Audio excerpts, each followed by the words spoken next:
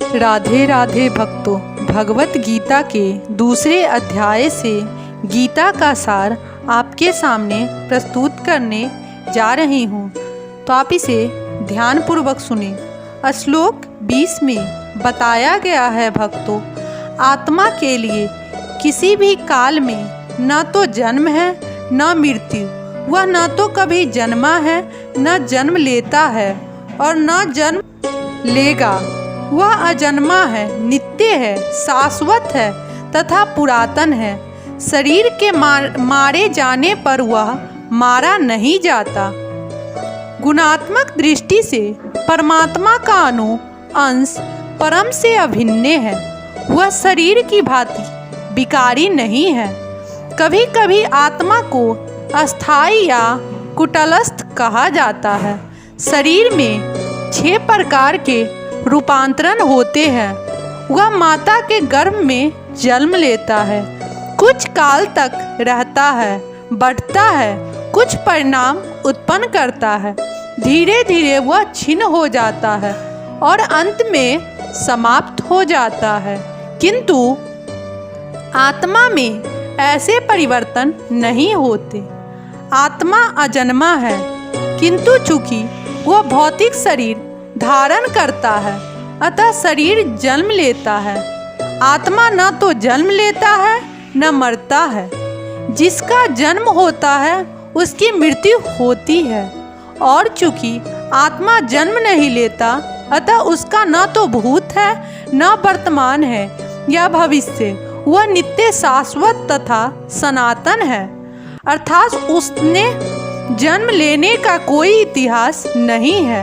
हम शरीर के प्रभाव में आकर आत्मा के जन्म मरण आदि का इतिहास खोजते हैं। आत्मा शरीर की तरह कभी भी वृद्ध नहीं होता, अर्थात तथाकथित वृद्ध पुरुष भी अपने बाल्यकाल या युवा अवस्था जैसी अनुभूति पाता है। शरीर के परिवर्तन का आत्मा पर कोई प्रभाव नहीं पड़ता। आत्मा वृक्ष या किसी अन्य भौतिक वस्तु की तरह छिन्न नहीं होता। आत्मा की कोई उपसृष्टि नहीं होती।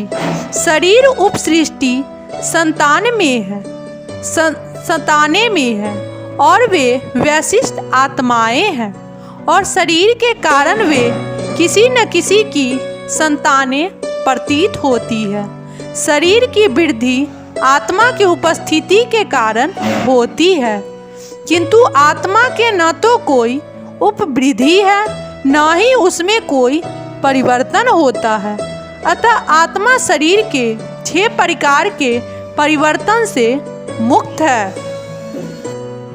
इस श्लोक का अर्थ तथा तात्पर्य भगवत गीता के श्लोक जैसा है, किंतु इन श्लोक में एक विशेष शब्द विपश्चित का प्रयोग हुआ है, जिसका अर्थ है विद्वान या ज्ञानमय।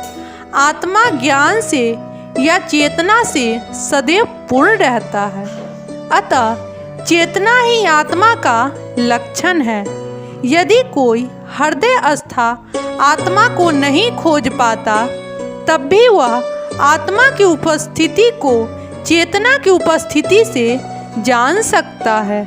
कभी कभी हम बादलों या अन्य कारणों से आकाश में सूर्य को नहीं देख पाते, किंतु सूर्य का प्रकाश सदैव विद्यमान रहता है। अतः हमें विश्वास हो जाता है कि यह दिन का समय है। प्रातःकाल जो ही आकाश में थोड़ा सा सूर्य प्रकाश दिखता है, तो हम समझ जाते हैं कि सूर्य आकाश में है। इसी प्रकार चूंकि शरीर में चाहे पशु के हो या पुरुषों के, कुछ न कुछ चेतना रहती है। हम आत्मा की उपस्थिति को जान लेते हैं, किंतु जीव की यह चेतना परमेश्वर की चेतना से भिन्न है, क्योंकि परम चेतना तो सर्वज्ञ है। भूत वर्तमान तथा भविष्य के ज्ञान से पूर्ण है। वैशिष्ट जीव की चेतना विस्मरणीय है। वह अपने वास्तविक स्वरूप को भूल जाता है, तो उसे कृष्ण के उपदेशों से शिक्षा वे ऐसे होते हैं कि उनके द्वारा दिए गए भगवत गीता के उपदेश व्यर्थ होते हैं। कठोपनिषद में इसकी पुष्टि इस प्रकार हुई है। अनोर नियमाते महीयानम आत्म्यास्ते ज्योति निर्मते गुणाम तम क्रतुंत पश्यति बीतुशोको धातुत प्रसाद मही महानतम। परमात्मा तथा अनुआत्मा दोनों शरीर रूपी उसी वृक्ष में जीव के हृदय में विद्यमान है, और इनमें से जो समस्त इच्छाओं तथा शोकों से मुक्त हो चुका है, वही भगवत कृष्ण से आत्म की महिमा को समझ सकता है। कृष्ण परमात्मा के भी उद्गम है, जैसा कि अगले अध्याय में बताया जाएगा, और अर्जुन अनुआत्मा के समान है जो अपने वास्तविक स्वरूप को भूल गया है।